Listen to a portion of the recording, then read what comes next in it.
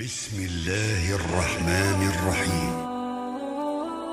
مثال ها در جادوی دنیا و غفلت اهل دنیا.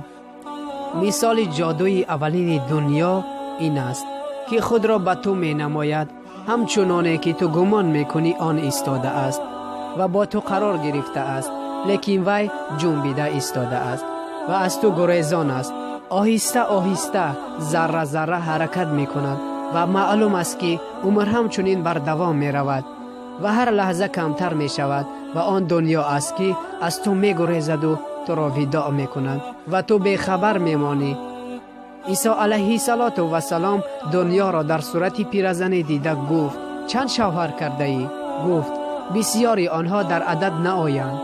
عیسی علیه السلام گفت بمرده اند یا تو را طلاق داده اند؟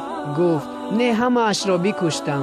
عیسی علیه السلام گفت عجب از این احمقان دیگر که این حال را میبینند ولی باز به تو میل میکنند، یعنی از بیوفاگی دنیا پند نمیگیرند. مثال دیگر جادوی دنیا این است که ظاهری خود را آراسته میکند و بلا و مهنت و غم را پوشیده میدارد تا شخصی نادان در بیرون آن مینگرد و مغرور میشود. مثال وی چون پیرزن زیشت روی می باشد که روی خود را می بندد ولی لباس های رنگارنگ می پوشد.